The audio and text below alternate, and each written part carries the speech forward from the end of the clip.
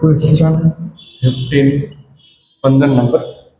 15 નંબરમાં આપણને કીધું છે કે 5 ચોકટના પત્તા, 200 ગુલામ, રાણી, રાજા અને એક કો એ તમામના મુખ નીચે તરફ રાખીને સરખી રીતે ચીપેલા છે. પછી એક નાનું યાદચ્છિક રીતે પત્તું ખેંચવામાં આવે છે, તો પત્તું રાણીનું હોય તેની સંભાવના શું છે? બરાબર. અને જો પેલા એક ક્વેશ્ચન જોઈએ પછી ક્વેશ્ચન 2 નંબરનો જોઈએ. બરાબર. અને 2 નંબરની અંદર પણ બીજા 2 ક્વેશ્ચન છે. એટલા માટે આવા આપણી પાસે કેટલા પત્તા છે? 5 ચોકટના પત્તા છે. એટલે કુલ પરિણામ કેટલું થયું? કુલ પરિણામ 5. બરાબર. એમાં શું કયા કયા પત્તા છે?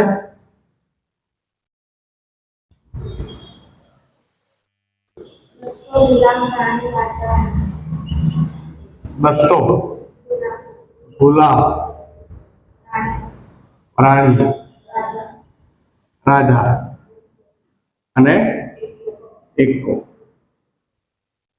હવે એક નંબર આપણને શું કહે છે? પેલા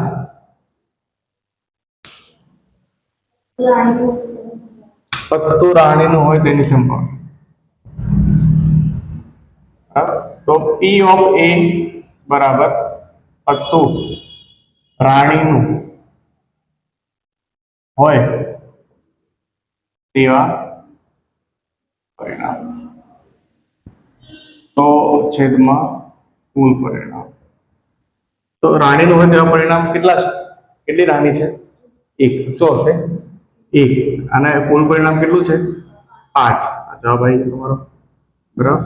હવે P of B શું કહે છે એમાં કે જો રાણીને કાઢીને એક બાજુ મૂકવામાં આવે અને બીજું પત્તું ખેંચવામાં આવે, બરાબર, એટલે શું કહે છે? 5 પત્તા છે, એમાં રાણીને કાઢીને મૂકી દીધી બાજુમાં. રાણીને કાઢીને બાજુમાં મૂકી દીધી તો કુલ પરિણામ કેટલું થઈ ગયું? હવે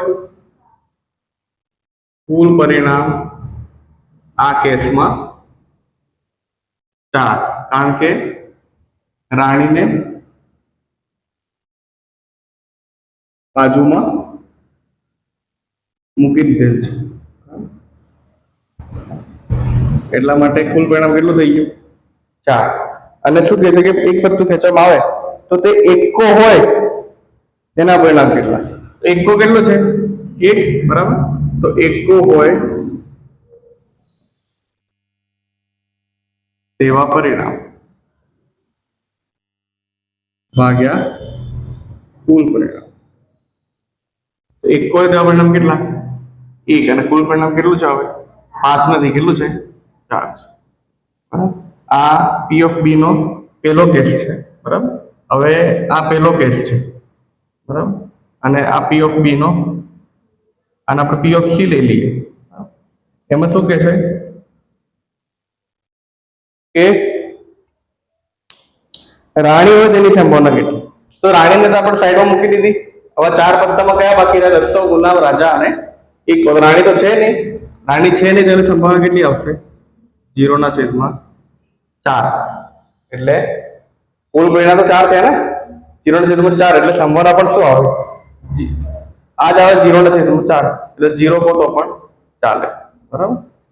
એટલે આની સંભાવના તમે 0 કહી શકો. Okay, clear?